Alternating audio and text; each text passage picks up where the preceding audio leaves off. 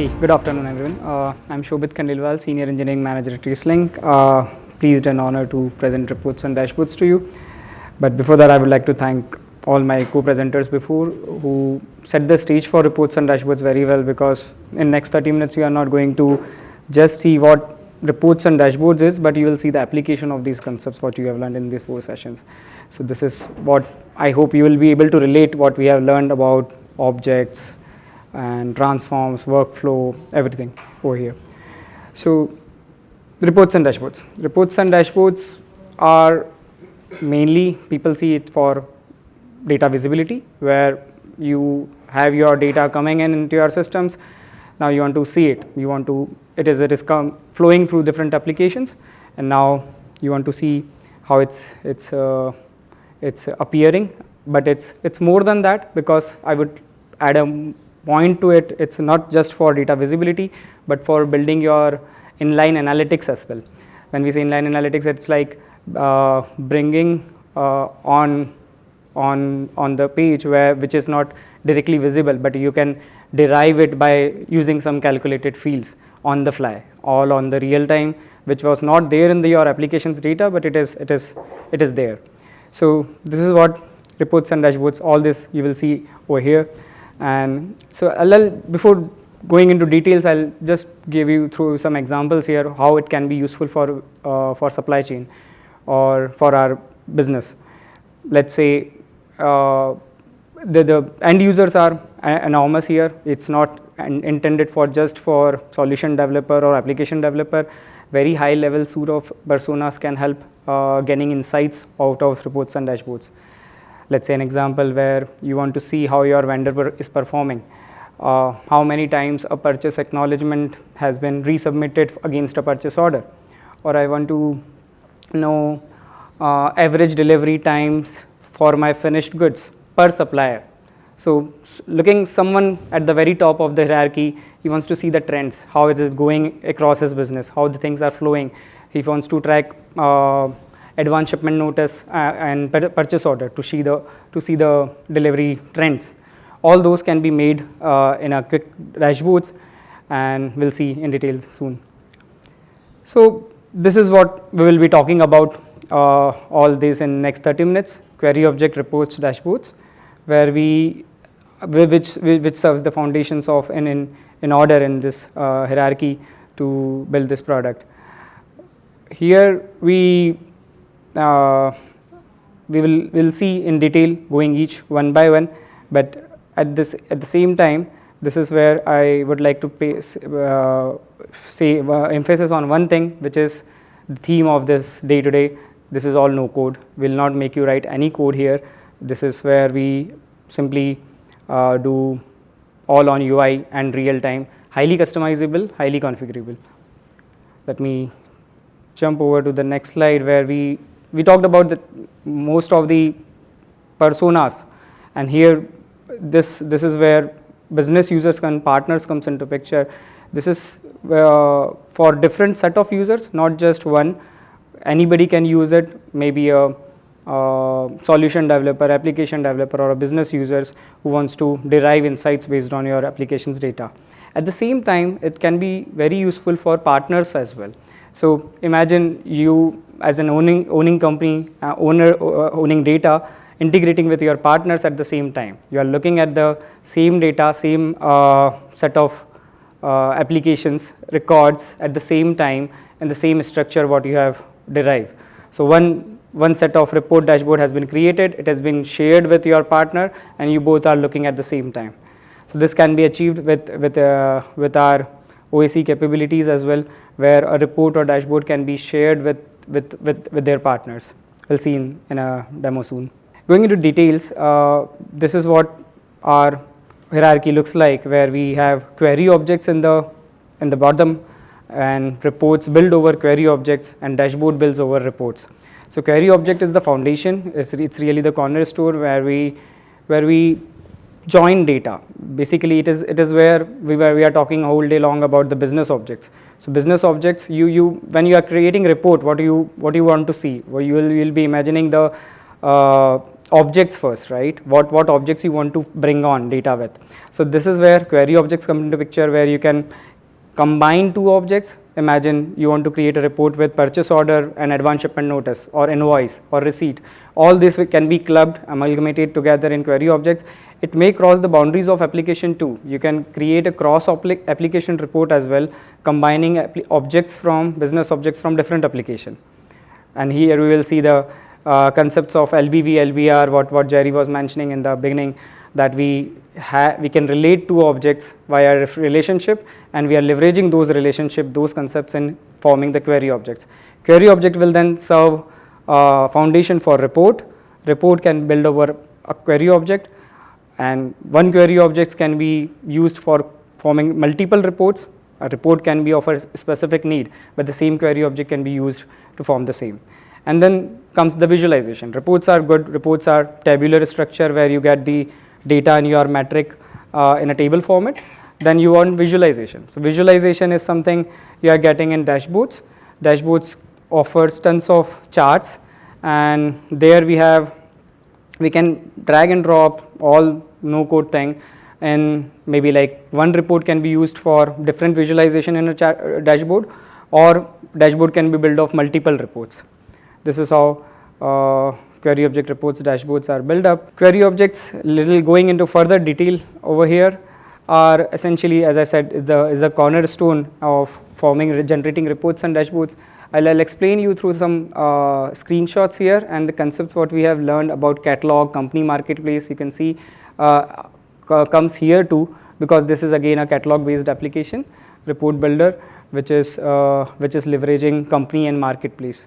So like transforms and LJ mentions about workflows, reports, dashboards, query objects are also can be created in marketplace and then can be copied or downloaded, the save as which Shiva mentioned, to company scoped item.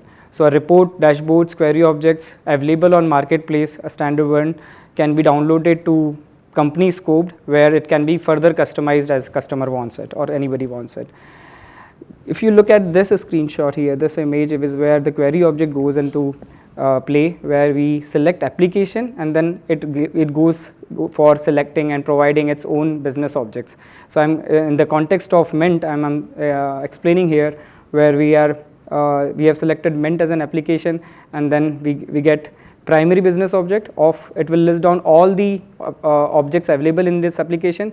Going further down, we can go up to 4 level, primary, secondary, tertiary, quaternary, and form a query object combination or business object combination in a query object, which can further be used for generating reports. So here I am, for example, using advance shipment notice, purchase order, and company location. So these 3 objects I am forming and relating together, that gives me leverage when I'll be using it for report to give me data back against this relationship. Now you notice this third object is not belonging to Mint application. It may be some other application, in this case master data. So this capability is now actually bringing a one level up, which is where you are crossing application boundaries too. Imagine you have a report where you want to create create against your purchase order data, again Mint EPCI's data or compliance EPCI's data. So you could combine objects from Mint and compliance here and form a query object together to form a report on top of that later. Copy new version is something we just talked about. I think we have seen the demo in Shiva's presentation where we had a download to company marketplace. Similarly, we can use this as a copy, or a new version can be created for reports and dashboards. So again, one query object can be used to create n number of reports. It's 1 to n applications. It can be used further to report formation. So that was query object. Now report comes to report. Report has two parts: report criteria and report definition. Report criteria is where we are configuring the essentials, what we want to bring on the report. If you see on the right hand side panel here, we select process network partners, and then we select number of columns. Basically, if I have Mint object or a business object which is having hundreds of fields, but I am looking for only 5-7 fields what I wanted to keep in reports, I'll be selecting here in this component here in columns. And these are all again rich field type, which we learned about in the earlier sessions. type ahead rich fields, all those no code components comes here too. And then we are having a filter option also. I want to see only specific data. For example, in this case, order date or delivery date for a ASIN. I want to see a custom data date range against my data. So I can pull on all these things. So I'm defining my data here, where in my report criteria, how I want to pull it up. And once the data comes up, we have whole bunch of operations here in the grid, where you can apply and configure. This is again, as I said, highly configurable. We can apply an operations to adjust the look and feel, or create your own calculated field to bring your inline analytics, or to group by in some certain sense, let's say by partner, by supplier, by delivery date, or then you could play around with your columns and rows with pivot mode. So all those capabilities are embedded in the grid itself, which is what we call report definition. So report criteria and report definition forms the structure of report. Once user is satisfied, they can move to the release and save it. This is where the workflow component comes into picture, which we saw earlier. So this is what report will be. This is how report can be filled up. We will see in the demo soon how it will work out. I have a live recording for that.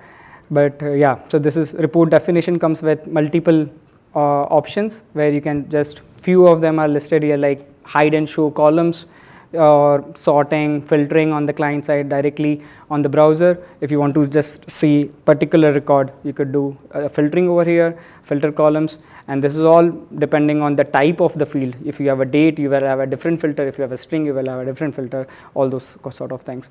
Then we have a computed column, where you can actually calculate fields, like by comparing two columns, or there are different options for formatting your date, or create a third column based on two columns already existed. Then there is filter rows. Filter rows is something where you want to filter out your data based on uncommon values. Based on common values, and uncommon values can be filtered out. So all those features can be leveraged. There are plenty. I'm just talking about few here, where we can play around. Let me show you to the recording directly. Movie time, where we have Sierra comes in again, and she wants to compare the purchase order acknowledgement against her purchase order. So she wants to derive certain insights based on the purchase orders placed, and how is the acknowledgements doing. So she is going to leverage the query object which is already created, or she will create new, and then she'll define the report filter criteria, configure it, adjust the look and feel, and view the data in the format she wants to look at it. Let's see in the making. So here comes the search page again, where she is now creating a new report from the new operation. She's selecting a query object which is already created and that contains purchase order and purchase order acknowledgement. She's interested in only these two objects to form this report. Now comes the report criteria. So here she is selecting process network and partners first, what data she wants to pull in, and then selecting bunch of fields. And now this is, it may not be visible, but this is where all the fields coming from both the objects are coming. I'm going to pause here, where I would like to show you. Yeah. That was a combination of columns. So you are not just getting one objects, you are actually getting multiple. You are getting attributes from both the objects, or all the objects that was part of query objects. So if our query object was created over 3, 4, 5 multiple objects, all the attributes will come here, and user will have an option to select those, whatever she wants to or they want to. So once she selected, data comes in, and this is all real time, and it is based on the filters and the columns she has selected. Now she is adjusting certain things on the browser itself. She is removing blanks where the acknowledgement hasn't happened, applied some filters, arranging date column. So she wants to here making use of computed column. Yeah, where if you see a computed column here, she is now changing the order date into a weekly format. So she wants to convert that order date into a week of the year kind of thing, so that she will gain an analysis later in the dashboards. She wants to see the trend, what particular week has particular insight. So she just converted that date column into a weekly view and just renaming it because the name seems too long for her. Now that's the 16th week of 2025, order date, sorting, and now she is making use of filter rows, where we can filter out rows based on a particular field which is not common. So in this case, she just group by on the dates fields and then applying some aggregate functions on top of the quantity. So what she did here is arranged her data based on product code value and then apply some aggregations on purchase order quantity and purchase order acknowledged quantity again, and then change the look and feel based on grouping. While grouping, she also made use of pivot mode, where we can look at based on grouping under grouping. So she has created a report with purchase order acknowledged data and created some grouping based on order date, and then we have data coming in such that they can be used later for dashboards. We'll see it in the dashboards as well. So the look and feel, the reports, criteria, configurable, whatever, how she wants it. So she had created couple of computed columns there, where we had summation of quantity and acknowledgement quantity against a grouping of my delivery date. Let's see how it can be very useful in the dashboards when she will be creating charts. So now dashboards comes into picture. So dashboards is where blocking. Are you able to see this, guys? It's back. It's a little off check. Yeah.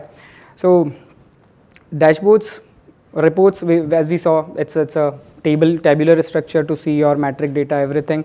Now you want to see the charts. You want to see the visualization. You want to create multiple charts of the same report or multiple report or one dashboard. We call it as a dashboard element. So dashboard element consists of different types of charts, or you could decide the same report table also to be existed in the dashboards.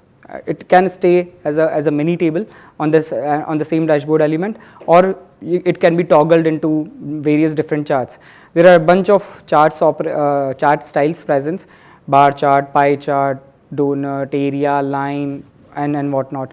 So all those represents a particular dashboard element which can be configured, and every chart type comes with its own configurations. So they will have their own customization, where the axis can be changed, or legends can be changed, or colors, styling, everything can be customized. So it has essentially three parts: charts, state, and customize, where we can chart setup and customize, where we can do different type of operations depending on the charts.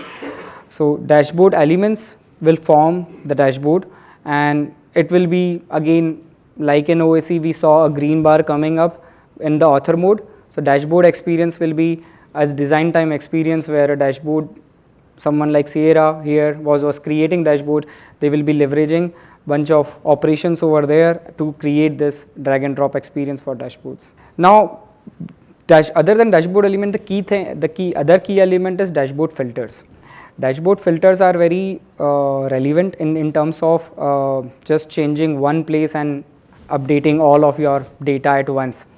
So before talking about dashboard filter, I would like to emphasize on process network and partner. So these two filters you see here are very important, where a same report, it was available on reports as well. So process network and partner, a user can just simply change the process network, or may decide to see a data on particular partner or all partner.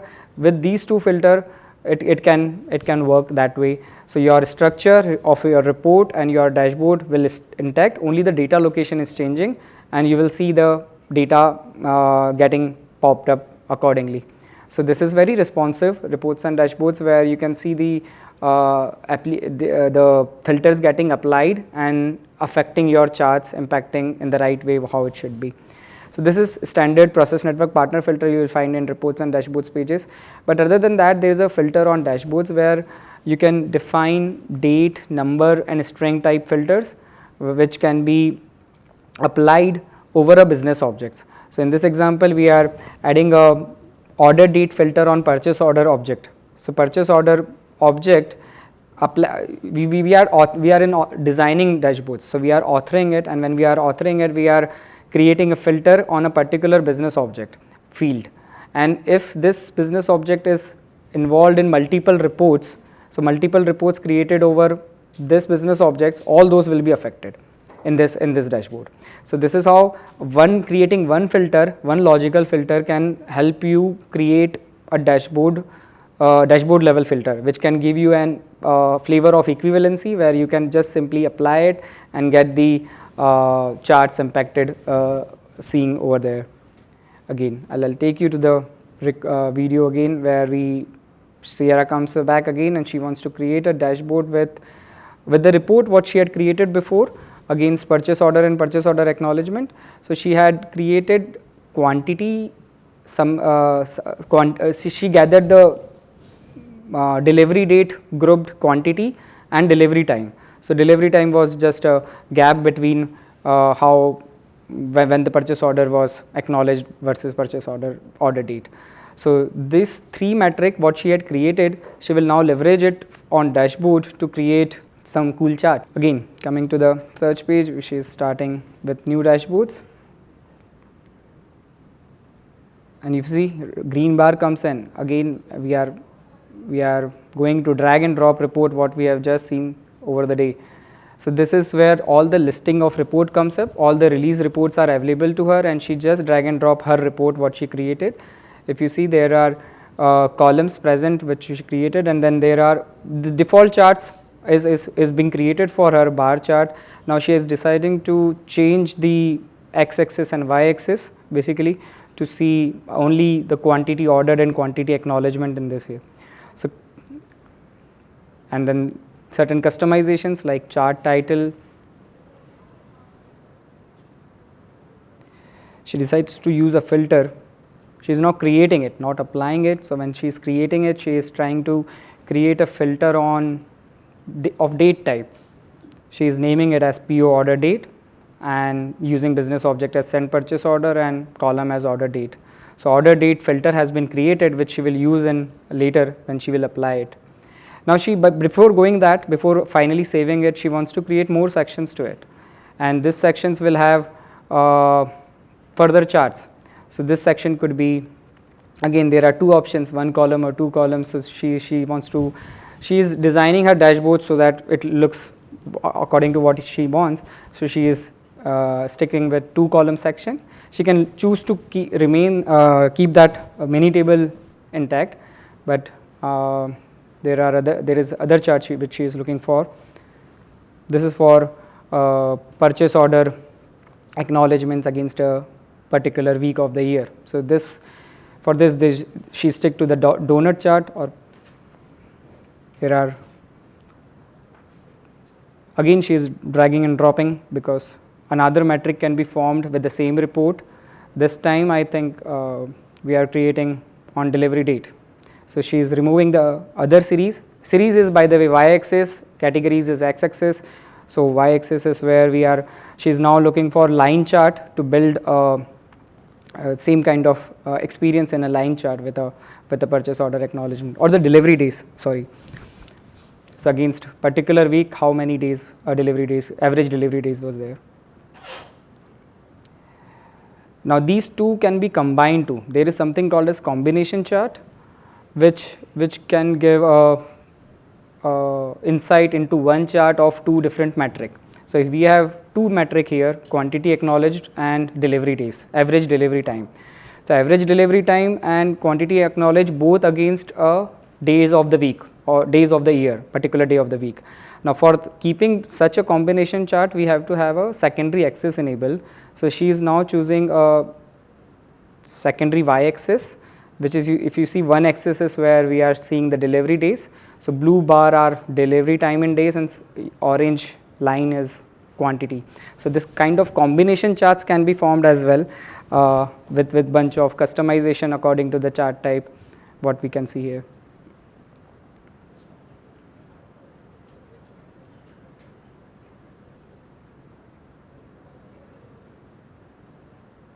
and once she's happy with it, she's just saving it. But before releasing it, she wants to see a preview of it. So this is how the dashboard will look like, all the customization. If she is happy, now she is applying a filter what she had already created. So PO order date name filter was created, if you remember, and that filter is now she is applying to see how dashboard will look like. So she is just playing around with some date range, last 3 months. If I apply, how my charts will look like. So charts, you see all the charts underneath gets impacted as the filter was applied. So this is this was the dashboard filter, and finally we save it. This slide is where I want to talk about how partners can access reports and dashboards. We briefly touched upon in the beginning that there are different personas or different business users which can leverage, but these screenshots, these images here tell you how easy it will be in an order. So it's like a report created in OPUS Reports and Dashboards solution. So ORD is a solution which may be licensed to owning company. He decides to create a report and then share it with its partner. So what it all takes is this 5-step where they will be creating report and dashboards in ORD solution in the same way what we have seen in the recordings. A report has been created, then they will go to OAC solution to access this solution, and within OAC we saw earlier the menu item can be created. So they will create a menu item, a menu link which can be configured to open up this report what they want to share with. So this is how we will configure menu item in OAC, and we will link it with against a particular report or dashboard for which should be open up in this particular solution. So inside solution you see menu item opening report here. So this is again, if you see this image closely, this is Mint solution or some other solution. This is not ORD solution. This was ORD solution. So we are seeing the report getting open up in the Mint solution or some other solution other than ORD as well. So this can be possible, and mind you, this is where we are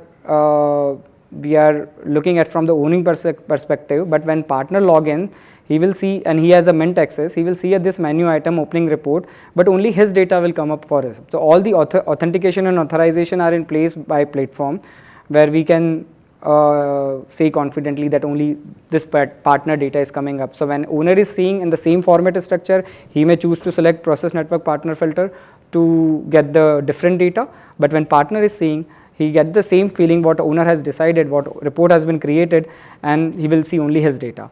But then there are the operations what all were available inside the report. In the right hand side, the calculated field filter rows and the filter columns, all those are available to partners as well, but they will not be able to save it. So these are all access controlled via 2 different roles we have in reports and dashboards. One is report builder and another report user.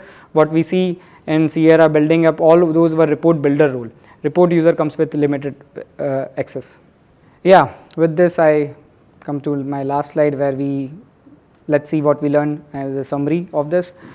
Administrators configure critical insights is really what report builder and report user role is. We can decide who can do what and set up the role accordingly. Dashboard visualize orchestration data. Dashboard provides a clear view of information from query objects to reports and to derive actionable insight. Not just to it is actually giving you a common place where you can define the trends. So one dashboard can be built up over multiple reports and multiple visualization of same report. You could create a multiple metric of one report, or you could choose to create multiple reports altogether having your specific requirement, and all those can be bring up on dashboards for orchestration and for visualization. Easy access to reports and dashboards. Reports and dashboards are located within the UI integrated with other solution. What we saw in the last slide itself, that it can be accessed through reports and dashboard solution and as well as any other solution as well. So there are different ways to experience reports and dashboards. This is how it is being configured. Configurable report criteria. This is, I think we have seen in the quick demos that they are highly configurable and customizable, where one features allow you not to just have a visibility of your application's data, but you can configure it to derive some more analytics on top of it by adding columns or computations, grouping.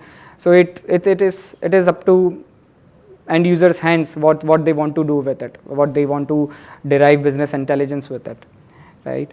And then last but not the least is predefined dashboard structure, where the dashboard structure are very interactive visualization. You saw that there was a drag and drop where we just drag and drop the report and your chart shows up. So it gives you a by default grouping on category and series and creates a chart based on your report, but there are bunch of options, plethora of choices to change the chart type and accordingly customize it.